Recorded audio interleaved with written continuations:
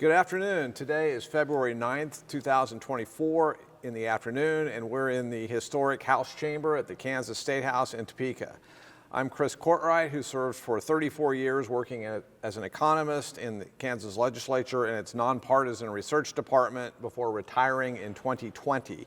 For full disclosure, Governor Kelly appointed me shortly thereafter to her bipartisan Council on Tax Reform, and I currently serve as a board member for a bipartisan 501c4 public policy-based organization known as Kansans First. Today I'm privileged to interview former Representative Richard Carlson, who has had a long, distinguished, and very fascinating career in public service.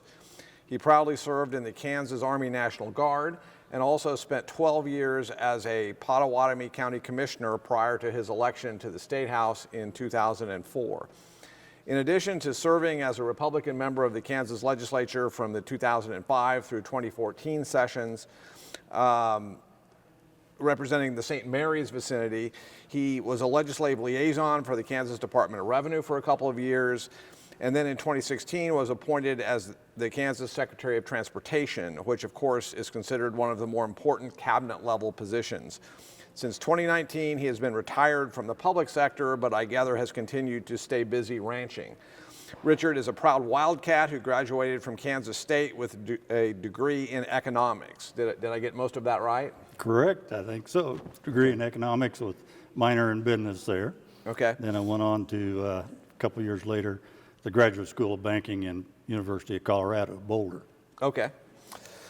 This interview with Mr. Carlson is conducted on behalf of the Kansas Oral History Project, a not-for-profit corporation created for the purpose of interviewing former legislators and significant leaders in state government, particularly those who served during the 1960s and subsequent decades. The interviews will be accessible to researchers, educators, and the public through the KOHP website, ksoralhistory.org, and also the Kansas Historical Society and State Library. Transcriptions are made possible as a result of the generosity of KOHP donors. Former House Speaker Pro Tem David Heineman is our videographer today. Richard, during your decade in the legislature, you served on quite a number of committees, including agriculture, economic development, pensions, investments, and benefits, Fed and state affairs, insurance and financial institutions, and redistricting, to name just a few. But you also spent quite a bit of time on probably the two most prominent House committees, taxation and appropriations. And I think in a few minutes we're going to want to delve into these latter two in particular, if that makes some sense. Fine. Okay, before we do jump into your legislative career and committee work and big issues and whatnot, let's get into some additional background. Are you a native Kansan? And if not, when did your family move here? Well, to start off, Chris, I've served with you for a long time when you were in legislative research, so your history may be more fascinating than mine itself, but you've done a terrific job for the state of Kansas, and we appreciate that. I didn't have anybody really in politics in my family. My mother and father were definitely not political.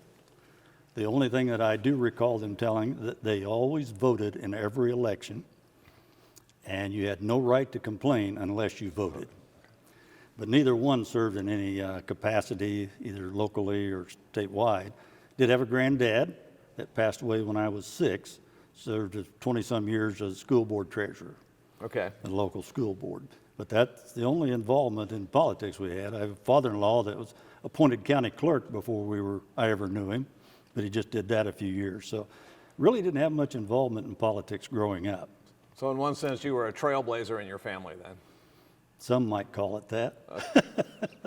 Depends on what you want to call it, I guess. Okay, but I think it's fair to say you had been successful in the private sector for some years before you decided to run for the Pottawatomie County Commission in the early 90s.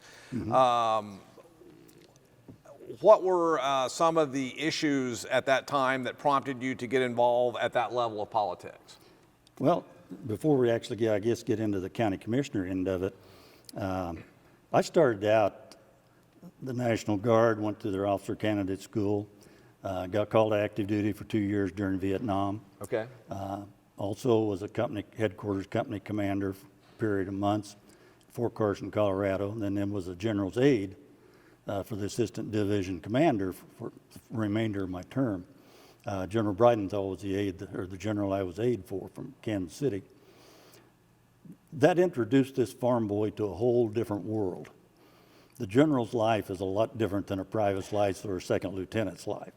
So that was quite an experience all on its own. And then after that, of course, I was in the banking for a number of years, worked for Commerce Bank in Kansas City some. And then once I got out of there, we bought a little bank in western Kansas on credit and ran that for a while, but then moved back to Topeka and stayed in the financial institution business. But then we got involved in Burger Kings, but we also got involved raising Texas longhorn cattle, registered cattle. That's about 79 or 80, 1980. That was my introduction to politics. I guess that's a long story, trying to make it a little shorter. Someone nominated me to be the national treasurer at a national convention, knowing my banking background, I guess. So I accepted and ran for it. Now, it wasn't really a run, you just got appointed basically to that job. So then I ran for second vice president, then I ran for president, and then when I ran for president itself, it was the most contentious election they'd had in many, many years. There were two of us, a very wealthy Texas oilman and me as a Kansas farmer. So anyway, we ended up having a very close election, and out of 1,000-some votes, I won by 20 votes. Oh, wow. Okay. And so that was my introduction to politics. I stayed with that for about 8 years total in terms of elected offices there. And then stayed on their board for 20 years till I was elected to the legislature. Then resigned from that Longhorn board because it conflicted with their annual meetings. But in between, that's when I wasn't really deciding what to do. That's when the county commission interest piqued my interest. We had a commissioner that had been there 12 years. I ran against the incumbent for 12 years, and I did win. I think it surprised us both, perhaps. And so then I spent 12 years and 3 more elections with county commission. Okay, That was a great experience. Yeah, this would have been from 1992 when you got elected to 2004 when you ran for the legislature. I do want to get back into your days on the county commission here in just a second, but I wanted to ask you during the years I knew you when we both had offices here in the State House. I seem to recall that you had a picture prominently displayed on the wall of your office with you standing alongside a fairly recognizable national political figure from here in Kansas. Was that just a vanilla flavored fundraiser, or is there any kind of interesting backstory there? Probably no interesting backstory. I think it was an Alex meeting in Washington for legislative policy, and several of us had our pictures taken with Senator Jerry Moran, who still hasn't built my bridge across the Bellevue River Bridge, so I'll have to contact him here again about that. Exactly. Okay, I imagine when you were sitting on the county commission in 2002, 2003, and all state revenue sharing programs that helped with local property tax relief were suspended in the wake of the 9/11 recession, that must have been upsetting as a county commissioner. Was there any frustration from that prompted you to run for the legislature, or was it more generally some sort of frustration with what was happening in Topeka? Well, actually, I remember when it happened, and they quit doing was it LAVTRF or something like that, the initials. But it was not a significant part of our budget. I don't think we even noticed when it wasn't paid. I was more upset with the county association, the statewide association, County Commissioners Association, actually with some of the positions they have taken that were mainly big city issues and not rural issues. And so we actually dropped out of the county association for a period of several years, and then they rejoined later. But no, I had no problem at all as long as it was uniform across the state. As long as they didn't pick out any single county or county commission, I didn't really have any problem at all with it. I believed in limited government, and I liked the fact that we had a good tax base in Pottawatomie County. We were fortunate. We still are fortunate there. And so we didn't notice it. Okay. Were you approached initially by party officials encouraging you to run for the legislature, or was it your own decision to sort of to jump in to the 2004 race for the legislature? Perhaps I have to think about that a little bit, probably more than anything. Vern Osborne was my previous legislator. He was down here, I think, 7 years, and he decided to retire. And I'd been there going on 12 years. I'd become the institutional knowledge. Carlson, why did we do this 10 years ago? Mm-hmm. So I thought, it's time, and that was actually the main reason I ran. And I had three main opponents, I think, for that open seat when I first ran. Yeah. Yeah, and if I read those 20-year-old results correctly, it looks like in that 2004 election you prevailed in a landslide in November against candidates from the Reform and Libertarian parties, but did not have a Democratic opponent. That's true. We had a hard primary. I think it was Barb Jones ran. She was the head of the Republican Party there in Pottawatomie County, had a long history. There was Jewel, well, no, not a Jewel, but there was two others then that also ran in that race. There's three of us. Yeah. And Barb told me after the election, I think I ended up with not a majority, about 43% of the vote, somewhere in there, and her with probably in the 30-some%. And Barb told me afterwards, and we're still good friends, that says, I did everything I possibly could to win this election. Congratulations. And that's the way I think elections ought to be ran, whether they're partisan with the opposite party or people in your own party. Don't mudsling, stay straight with your public, and run a positive campaign on your own. Absolutely. Well, we're in this three-way primary in August of 2004 in the GOP that you're discussing. Were there forums or debates, or do you recall what some of the hot issues were when there were three of you running for the GOP nomination to the 61st District? Yeah, we had a number of forums, I think. I don't even remember what the hot issues might have been back then. I think we ran on our own record of where we'd been, where we won, if it was limited government or not limited government, but it was a positive campaign, as far as I know, about everyone that was in that one originally. Okay. Now the 2012 got a little different. Yeah, we're gonna get there. Okay, well, once you got up here to Topeka, even though Republicans enjoyed healthy legislative majorities, you served during your first 6 years under Democratic governors, first Kathleen Sebelius and then Mark Parkinson. How would you characterize your own relationship with them? How effective do you think they were in terms of dealing with the legislature, its competing ideologies, and the whole separation of powers thing? A lot of subject matter to cover there. Yeah. Of course, the first 2 years, 2005 session and 2006 session, as a freshman, basically, you have no interaction with the government. Once you get into leadership positions, yes, you may have some. So I really have no memories of working with the governors during that period of time. Later, when I became vice chair of tax and chair of tax, I basically still had no interaction with the governor's office. It was all with, the senator of the House in terms of negotiations. So I think Kathleen Sebelius was a very astute politician. Okay. I know that, especially during your early years, you were a big supporter of the Second Amendment. You had mentioned that as being on Fed and State Affairs, that became one of your key issues. You often carried bills out here on the floor relating to guns and making sure there wasn't going to be a lot of state effort to further regulate them. Is that correct? That's correct. I had basically, I think any legislature needs to specialize somewhat within their interest. If you try to deal with every issue that comes up and speak to every issue at the well, many legislatures have a tendency not to listen to you. If you only go up and talk at the well when you have something to say that's important to the bill. And so I carried most of the tax bills.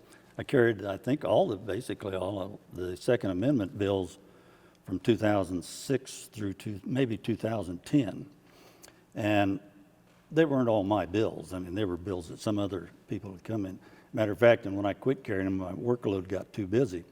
I had a freshman legislator came up to me and said, I understand, talking to other legislatures, I want to run a Second Amendment bill, but nothing's going to happen unless you give the okay. And I said, well, I wish I had that kind of power, but I don't. I said, the legislature will pass what the will of the body is.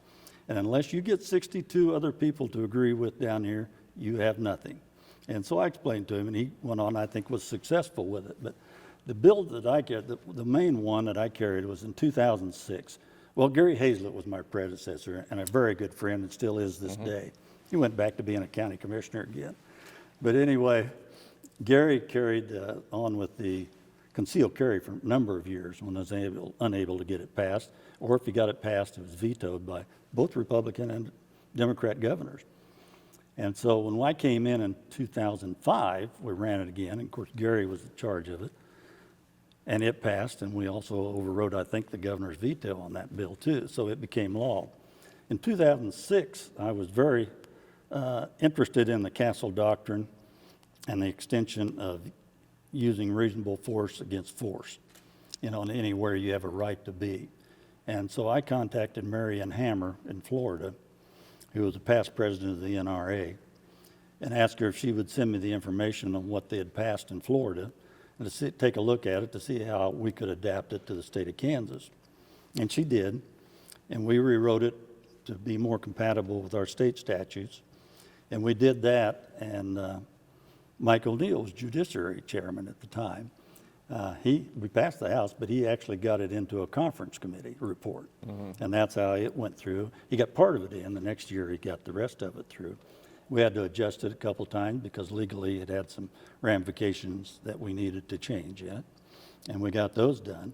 The other one, which was probably, I don't know if it's interesting or not, but we had a pastor in Wichita that was fined or arrested trying to board an airplane with a 4-inch pocket knife that had a thumb opening on it. And so I ran a bill that would legalize and update our knife laws in the state of Kansas. And so that went through, and it I won't say contentious, but it had its opposition. And we passed that and became law. And later, I didn't even know it, but there is a National Knife Rights Association, and I won their Legislator of the Year award for passing that bill, and they presented that to me to a sportsman's caucus in North Carolina, I think it was.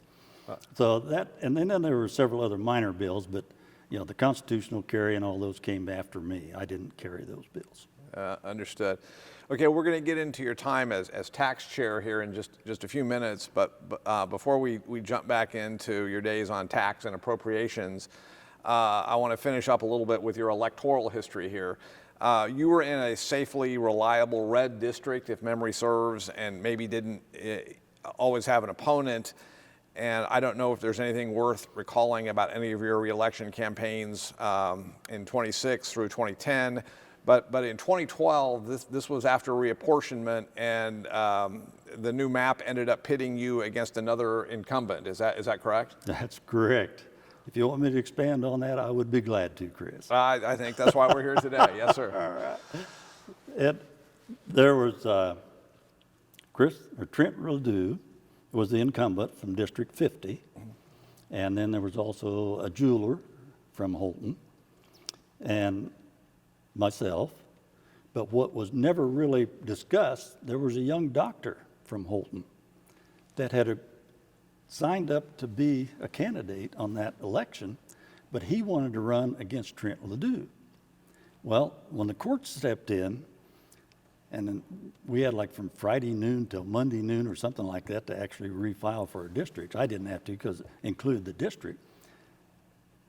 You know, I picked up all of that county, Jackson County, except one small township up in the northeast corner. And of course, lost a little bit of Pottawatomie County and Waubonsee County, but mainly it was a new district. Half of it was a new district for me. The young doctor, who has become a very good friend, is a super bright young individual and has done an excellent job in the professional field. I knew he would probably be my primary opponent, and he would also split the vote too many ways. Okay. And so I called him up and we met and visited about, and I said, I intend to run. And he says, well, I had wanted to run too against Trent. And I'm paraphrasing here. I don't mean to misquote him by any means, but, and I said, well, he said, do you intend to run? And he asked me that, and I said, yes, and if I run, I will win. And I said, but I would like for you to be my Jackson County chairman.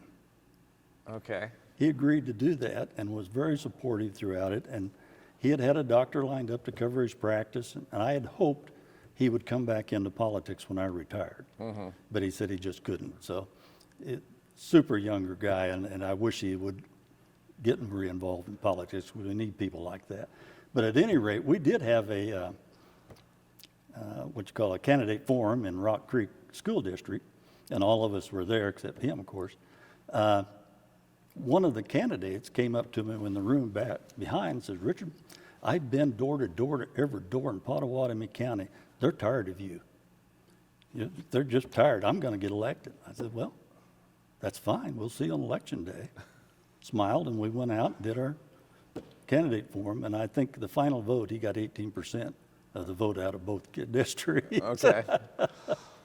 But so it was interesting. Trent Ledoux had a lot of health problems when he was here in the legislature for a couple of years. So, yeah, I know that probably affected him too, and had other troubles later on. Yeah. Okay, we're going to get into your time as tax chair shortly, but I wanted to ask you a little about simultaneously being on appropriations and what both a challenge and an opportunity that must have been. I know that back in the 80s and 90s, there was sort of an informal House rule that members who served on appropriations could not also chair another committee. But during your last 4 years, during the 2011 to 2014 sessions, you not only chaired House Tax, but also were on appropriations. I'm guessing this is because you were one of Speaker O'Neill's top lieutenants. And I always thought it gave you the unique ability to understand both the expenditure and revenue sides of the equation, frankly. And I was not sad to see that the old precedent had kind of been abandoned.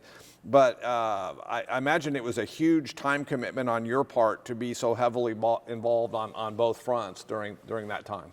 Well, when the tax season really got, and not the federal income tax, but our tax season here in the legislature, when it really got busy, of course, normally toward the end of session and when you're trying to do conference committee reports, whatever, it was good to know what was going on, what budgets were being considered and the dollar amounts in appropriations. Now, I attended all of their meetings, but I was not in leadership of any sort of the Appropriations Committee, more so just from the standpoint of gaining the insight of where that committee was going. You know, I may not have known the actual dollars amount that they would end up appropriating, but I could see at least the daylight of where the proximity they would be and what I would need to also do then back in Tax Committee and how to handle that. Now, Tax Committee got very taxing toward the end of those sessions 2010 and 12. And I recall nights when we left here at 1:30, 2:30 in the morning. I was telling my granddaughter earlier that I went to sleep in the car at 2:30 or 3 o'clock in the morning down in the parking lot. My wife drove down from St. Mary's and brought me clean clothes so I start session the next morning. So that didn't happen often, but it happened. It happened, yes sir, it did. And of course, you were there too for all of that. And you had to go home and generally write up everything when we finished. But those were good years in terms of being able to see what was going on both in appropriations and tax. And I think I understand the philosophy behind it and agree with it. Yeah. Well, as you mentioned, you did chair the powerful tax panel during the 2009 through 2014 sessions during some fairly interesting times. We know that Governor Brownback had gotten elected in 2010 and was still settling in during 2011, so there weren't too many tax changes that he pushed in that initial year. But 2012, as we will recall, was a different story. He rather famously proposed some dramatic changes to the state's tax code in 2012, and many of those ended up getting enacted. There was some parliamentary maneuvering over in the Senate, of course, and I think to be fair to the governor, we should point out that the final version that landed on his desk was not exactly the version that he preferred. He did sign it into law, and the great self-described tax experiment was off and running. What are some of your memories from 2012? Arthur Laffer, the famous economist, was flown into the state as a special consultant. Am I remembering that correctly? I assume that's correct. I mean, I remember him being here, and he spoke to us at our caucus in the old Supreme Court room and visited with us about the different tax laws and or tax ramifications, I guess, and spoke to us for probably about an hour or so. Back to the bill itself, yeah, the bill was considerably different when it got to the governor's desk. I had worked with the bill and had gone with negotiation with Les Donovan, who was chair at that time of the Senate tax. Les is an absolute gentleman. I enjoyed working with Les every year that I worked with him. If I shook his hand, that's the way it was. And there was no backing up or changing his mind. He was just a good guy. Although I used to kid him at every meeting. I said, I want to count my fingers with a used car dealer before I start negotiating with him. But he really was, and I enjoyed working with him a lot. But the tax bill that we originally sent over was considerably different than the bill that the Senate passed.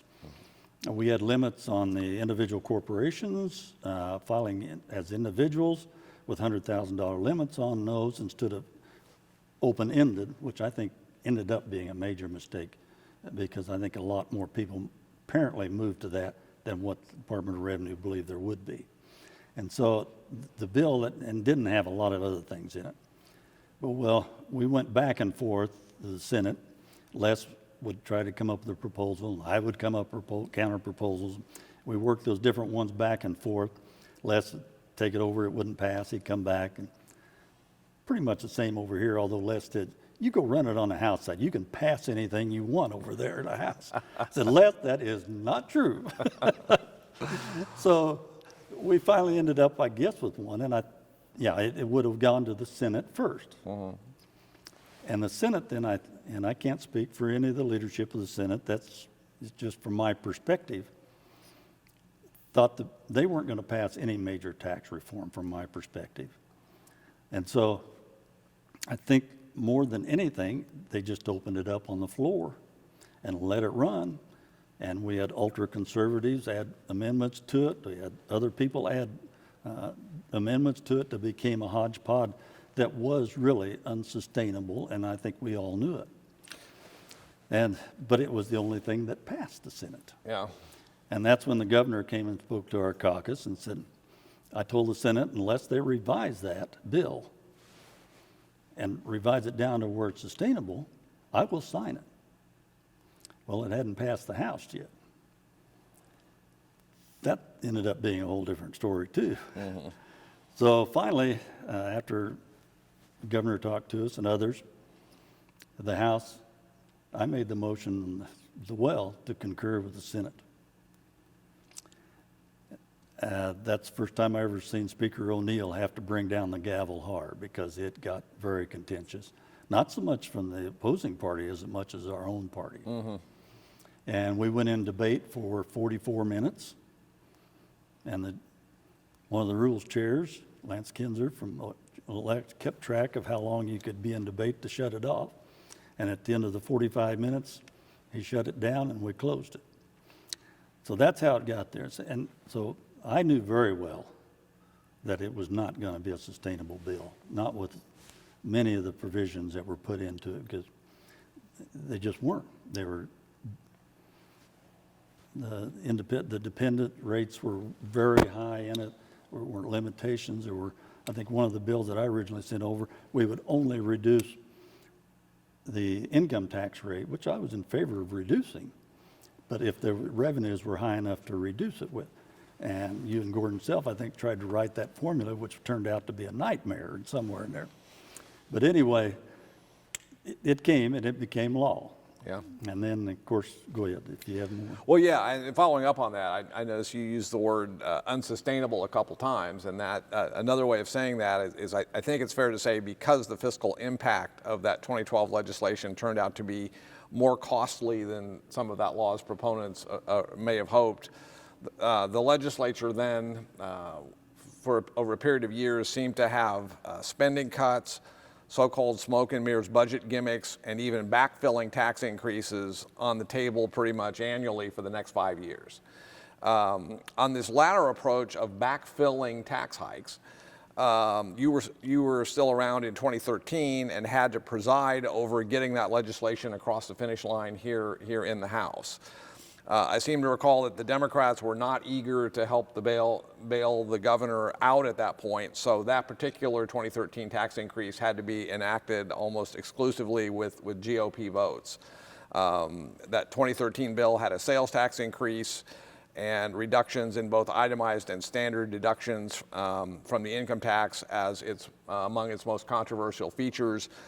I imagine the challenge for you and leadership must have been getting anti-tax Republicans, especially a number of nervous freshmen who may have gotten elected initially in 2012, to vote for this. Is that pretty sort of accurate representation, Chris? I believe that's a session, isn't it, that where we were here for almost 3 weeks or something close to that in conference committees. And so I mean, we met in rooms downstairs and had charts on the walls and about everything you could imagine. I even met once with the Senate. I think it was that session, I'm not positive. Well, yes, Ray Merrick was Speaker, and Reagan and I got along very well. Had a lot of respect for him. Anyway, we were in the President's office of the Senate, and there were 5 or 6 senators around the table and just me representing tax from the House, and Ray was sitting over to the side. And I looked around the room, and there was the Vice President, and there was the tax person, I think it was Karen Tyson at the time. The President of the Senate now was there. Susan Wegel's there too, then President. And I just looked around the table and I said, who am I negotiating with? I said, is it you? Is it you? And I went around to each one of them at the table. And then I kind of smiled and says, I realize the Senate's just trying to make it fair. Yeah, that's how we started the negotiations on that one. Some things are so terribly serious that you need some levity in the conversation to break that silence and get people to start thinking. And so I think that helped. And we worked on that for numerous days. Actually, Susan Waco really helped me out on finding the final solution to that. Earlier, we had KDOT funds in it, and I never was a proponent of taking KDOT funds, but I had to find some other way to balance that tax budget. And so, I mean, I think I ran one bill here. It got like 42 votes. It didn't pass earlier on. So I knew that I had to find another one, and I had to find a bill that had enough in it that both the moderates and the conservatives in the House would support, that neither one of them liked. That's where you've got to be in some of those situations where you're in a corner. And so I visited with Susan Wagel privately, and she mentioned the, what you call it, the dependent level, and I think it was raised like triple what it was raised originally in the original bill, which was hundreds of millions of dollars. And so I had research, do the numbers on it, and we were able to do that and tweak a few other things, at least, and there were more that I liked to have done, but I didn't think it was physically possible at that time with the body that we had here to get 63 votes. Yeah, and so I brought it back with those deals with no KDOT funds being taken out of it, and it passed without a problem at all. At that point, I always thought it was clever because you had this challenge of getting people to vote for what at that time was a tax increase in 2013. Again, sort of a backfilling tax increase. The glide path to zero formula was put in that bill. And my impression was that was a shrewd move politically on behalf of you maybe and legislative leadership, because at least if you could get people to vote temporarily for some tax increases, they could say that ultimately they had voted for the final repeal of the income tax, right? This glide path to zero formula was going to trigger 4 or 5 years out and begin dialing down the income tax rates. And so and it was only dialed down when revenues were sufficient, I think, too. It didn't just automatically dial them down. And so, yes, was, I'm sure, part of it. And I explained to people too, when we started, that there's no misconceptions here. This bill is non-sustainable. We will have to modify it. And I don't look at it as a tax increase. I look at it as making it sustainable. And until I took the KDOT out, they didn't believe me, but they believed me after that. After that. Okay, we'll get back into the tax things here in just a second, but I want to note that your last two sessions here in this body in 2013 and 2014 were characterized by a number of new faces on the scene, especially over on the Senate side of the rotunda, where there had been some hotly contested primaries in 2012. Do you have any recollections as to the overall legislative dynamics and how they may have shifted during your final 2 years in the House? Well, it certainly, there was a lot more cooperation with the Senate President and the House Speaker. I think they got along. I mean, there's always the friction of we're the Senate and we're the House, and you'll always have that. But I do think there was more cooperation between the two bodies. And so it became a lot easier for a lot of the legislation to pass. Okay. During your last session in 2014, the state's financial coffers were still struggling financially, but it was an election year, of course, and tax cuts were going to be high on the list of priorities. Since the state really didn't have any wiggle room, I thought it a little interesting that lawmakers instead opted to repeal the mortgage registration tax, which went almost exclusively to counties. The Kansas Association of Counties, I'm guessing, was not happy with that. Did you ever get any pushback from them or from any of your former colleagues in county commission circles? Probably, but I don't recall specifically. But yes, that was an issue. There was no doubt about it. I had visited with our county commissioners and county clerks, the different offices in the county, and knew most of them in my county because I'd served with a lot of them. Sure. So yeah, it was somewhat contentious, but it went away relatively quickly. You opted not to run again in 2014 and instead took a job for a time over at the Department of Revenue as one of their legislative liaisons, a role which you, of course, were quite suited for given your years of chairing the tax committee. Why did you not run again in 2014? Was it just that you had your 10 years in, or was it time to move on and try something else? Oh, I think it was a combination of everything. Age, you get tired. It was a lot of heavy responsibility, and it wears on you on time after time. And it was just, I was turning 70 years old. I thought it was time to retire.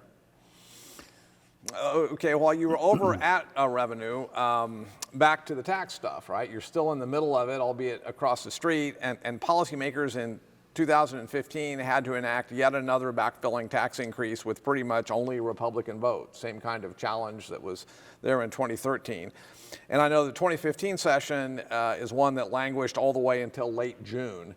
There was another sales tax increase, a cigarette tax hike, and postponement of some income tax cuts that had been set in 2013 to help get that previous measure across the finish line.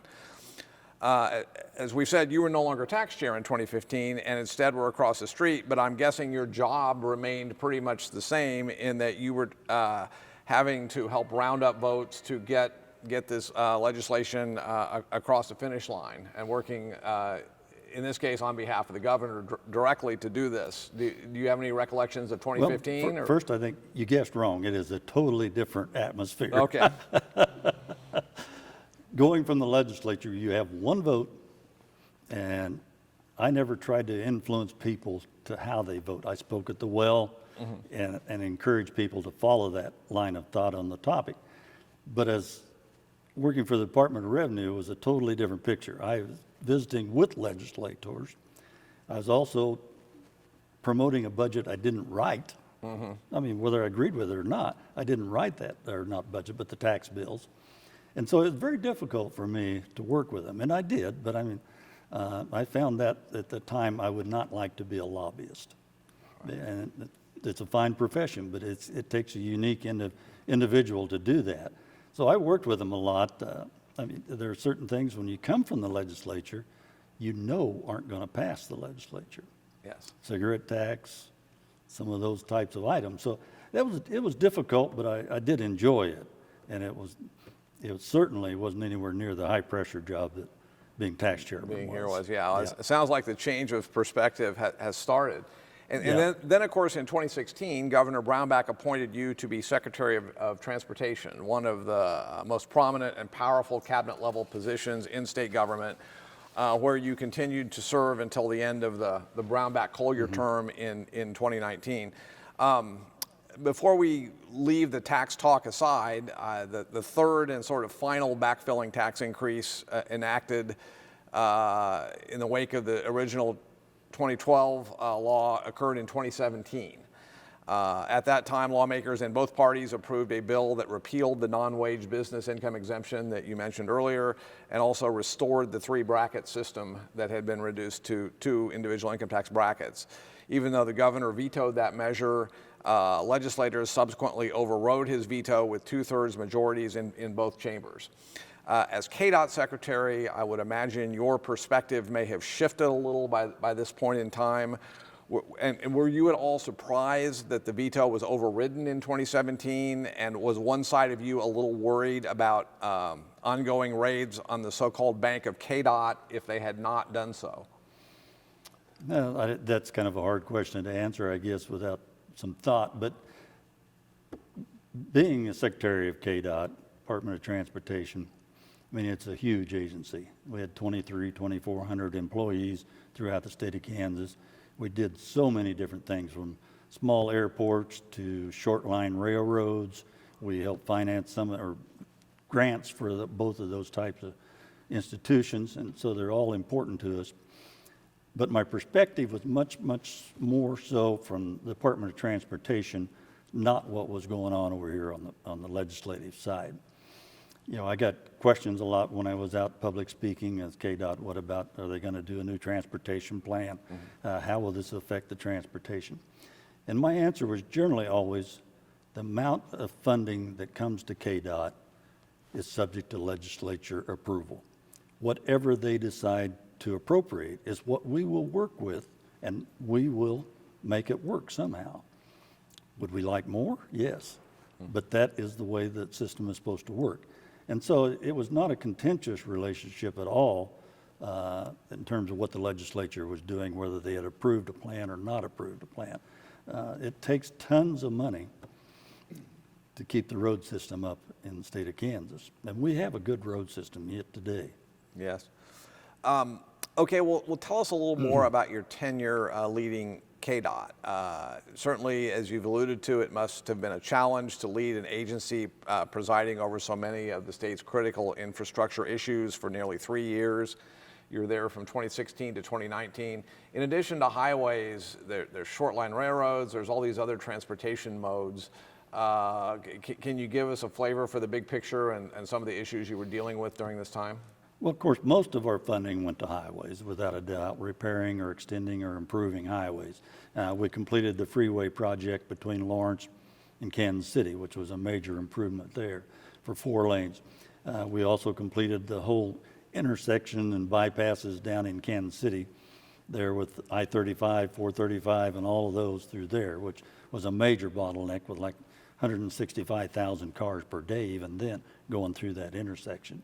So those were very, very much needed projects. And then, of course, you always have the Highway 177 between Alta Vista and Manhattan. Those types of highways, 10,000 miles out there, and of which probably 9,000 are those types, or 8,000 at least, are those types of highways. They're 2 lanes. They don't have very much shoulder. They don't have enough right-of-way to widen them to make the sloping shoulders that you'd like. So they take a lot of money to actually improve. And I think they finally just finished up the 177 going to Wamego. So those are projects that you get involved in, and it's all over the state.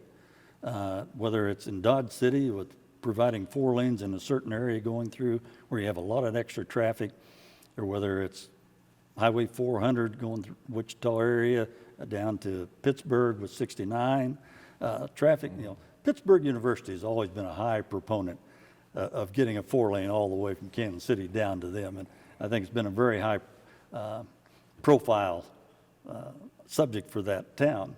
And so we worked with them on numerous occasions. We worked with Northeast Kansas, met with a lot of the different district engineers Every year they'd put together a plan, what needed to be improved in their district, what needed to be rebuilt, if it's a highway, what new highways needed to be built, just repairs in general, bridges. We had massive programs going on in Wichita, which with Kellogg and Yes. the Turnpike and exit, and also on the west side with, I think it's Highway 254, but one of those roads that went around that way. We replaced several bridges over there, plus 4-lane work. And as those cities grow, you've got to be able to grow with them. And so you do that. And then not only that, but I mentioned earlier that we were also involved in a much less dollar amount with aviation in the state of Kansas. I mean, we may have a $6-8 million budget, not a $300 million budget for aviation. But you take a little airport in Lakin, Kansas, for instance, the county that has really no funds to build a little airport. They have a huge meat packing plant nearby in Garden City, 5,000-6,000 employees over there that need hospital care and that type of thing. And so it was important to improve their airport. So we would give out grants, and not all of them small. I mean, anywhere from $20,000 probably to $250,000 that would help some of these small airports, whether it's to light the airport runways, to improve runways, make them longer. And there's tons of little airports throughout the Kansas that you don't believe that are there. I think it's Marysville or Blueville, in that area. There was a small airport there, and it really needed some improvements because what was happening, there was also at that small town, a small hospital. They were flying in doctors from Denver to do surgeries, and so their patients would not have to be transported 100 miles away to a different hospital somewhere. So it was extremely important to the economy and to the health and welfare of a lot of the people throughout the state on airports. The short line railroads, they make up the gaps throughout the state of Kansas that the main lines don't want to bother with. That they're unprofitable for their mode of doing business. Not that they're doing business wrong, but they are geared for long runs. They're not geared for short lines. They don't like to have their cars sitting for periods of time. If it's big railroads, they need them on the move on the railroads. The short lines, they go into where there's manufacturing or mining or different things going on that they can pick up goods delivered and move them to a different area just 50 miles away maybe, not 500, but 50 miles or 100 miles.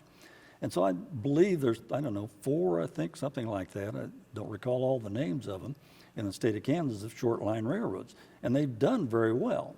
So we would help them with grants to do improvements in their respective fields. And I think money well spent. Well, it sounds to me, Mr. Secretary, like you must have traveled a lot as Secretary. Did you, in terms of public speaking and ribbon cutting, were you a secretary that got out of Topeka and went out for the hands-on approach to oversee some of these projects? Well, first of all, I'm not an engineer. Okay. We hire great engineers, Sure. But I do work well with people, I think.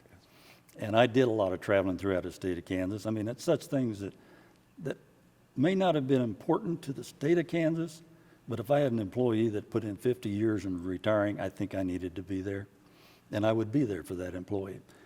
We also had, I had a county meeting one time, and I got up and I gave a talk for 30 minutes, and no notes, and all the different mileage of Kansas and how many highlights, the amount of the budgets and everything, a lot of detail. And I asked, are there any questions at the end of it? And the gentleman raised his hand, and he stood up, and he says, I just have one question. He says, how do you remember all of that? Well, the memory isn't quite as good as it was then, I guarantee you. But when you work with something every day and you're interested in what you work with, we had tried to not have more meetings of staff than we needed to, probably still had too many. Mm-hmm. But when you have good people, you work with those people, and you let those people do their work. And that was always, it's been my motto in business, in the military, or anywhere else, treat people right and they will treat you right and they will do their job. Yes. You served over at KDOT longer under Governor Collier than you did Governor Brownback. We haven't really gotten into Governor Collier as much. Do you have any memories or funny stories of your interactions with him over the years? He probably has more funny stories about me than I have about him. Not really. he was a great guy to work with. I enjoyed his personality. Flew with him on 2 or 3 occasions during the time he was governor to different projects that we had. And he was always interested, but I was more interested in his history and what he was doing in other countries as a medical MD, working pro bono, or whatever they call it, for free to help people and do plastic surgery and different medical issues that people had. Those people are important in this world. So the political career, I mean, he got up every morning and went to the doctor's office and sometimes did surgery at 6 or 7 o'clock in the morning before he came to the Capitol. And I think he did a lot of that in the evenings too. An extremely intelligent individual, very intelligent. I enjoyed working with him. Okay. Again, by way of full disclosure, I would point out that we've, as you mentioned, known one another for many years, and I was a member of your committee staff during the years you served on and chaired tax. I can honestly say that I have never known a single person who had a bad word to say about you. I always thought you had this old school country gentleman approach to politics that must have been a little disarming for your political opponents. I'm guessing Richard, the nice guy, was that the way you were raised? It's always been how you've dealt with others. Is that correct? Course, I don't know. I just always had a policy in business or anywhere else is how you treat people and how you work with people and how do you influence decisions. I never ever went to that well and attacked a person personally. I always talked to the issues. Even if I was attacked, I never went there because then I think you lose track of the issue itself that you're trying to promote. And I think people respect you for that in terms of what you bring for the well. If there was something in it in a bill that I didn't like and somebody brought it out that I didn't know about, I acknowledged it. I mean, you work with people, not against them. And so it's, obviously, though, you've talked to some of the wrong people, apparently, in your past. There got to be a few out there. But no, I enjoyed my tenure here. I might tell you one little story if you have time. Sure. And Mike O'Neill, Speaker, of course, in I think 2006 or 8 through 10 or 12, 8 through 12, I think it was. So 4 years.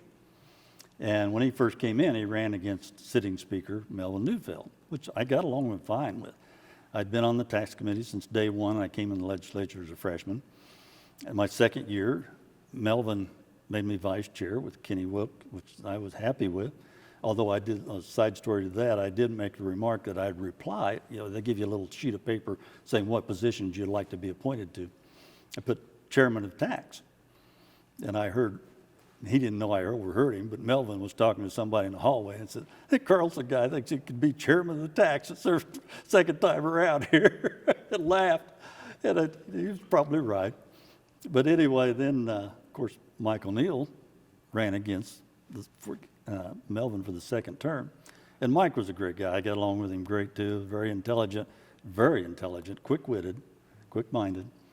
And Mike was trying to get me to support him for Speaker. Melvin was trying to get me to stay with him as Speaker. And I tend to be very loyal. And I told Mike that basically, I said, Melvin's made me vice chair of tax in my second year here, so I can't complain. I said, I will remain neutral, and I won't campaign against you. If you become elected Speaker, I will support you and be loyal. Well, lo and behold, he became Speaker, and I thought, well, I'll probably have my office between the yellow lines out on 10th Street out here, and that'll be the end of that.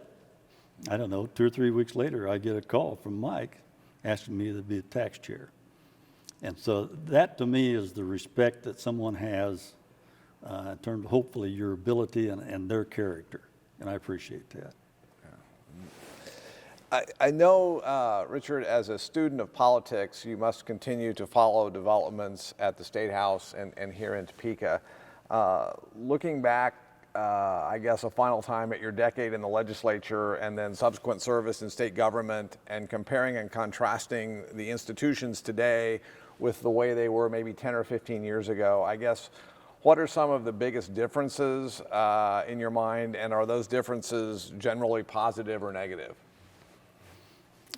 I think the national scene probably influences a lot of our thinking on that point. and the national scene is really acrimonious. It's become almost ridiculous in terms of the accusations that go back and forth. Civility to me is still an important factor in governing for the people of Kansas. I think overall, the Kansas House does a very good job of that when you compare it. Now, there are times when tempers rise and there's heated arguments. I was showing my granddaughter the pictures out on the wall out here with the rifles in their hand of legislators during the populist uprising. I've never seen that since I've been here, and I don't see it now. And so some disagreement between parties, between philosophies, whatever, is perfectly acceptable and I think desirable as long as they are left polite and with civility, some civility. And so I think Kansas has a good future and will do that. Yes, sir. We should note you served in the legislature with current Governor Kelly when she was in the Senate. Did you have many interactions with her, and were you surprised at all when she initially opted to run for statewide office in 2018? Well, not really surprised, I guess. I'd known Governor Kelly for a number of years because her Senate district actually overlapped a little bit of my House district for some time. And so that I knew her reasonably well. And we actually agreed on some subjects when we go out to forums and so forth. I do remember kind of a funny story. After the election, St. Mary's is a very conservative Republican town. Very. And so anyway, she came up to me and said, "Richard, I only got 20% of the vote." And I'm paraphrasing. She said, "I only got 20% of the vote in St. Mary's. What can I do to get more?" And I said, "Laura, I think you did pretty well in St. Mary's." And so we never had a acrimonious relationship, but we certainly didn't see eye to eye on many issues. But she's a fine lady. Okay. Anything else you want to add about what the future may hold for you? I think the good Lord's in charge of that one at my age now, and I'm enjoying what I'm doing. I'm retired. I've got all these great-grandchildren and around me, and a couple sons and their families that have been very successful in their own right. And so I'm a happy guy. I've been married. We'll be 59 years come April.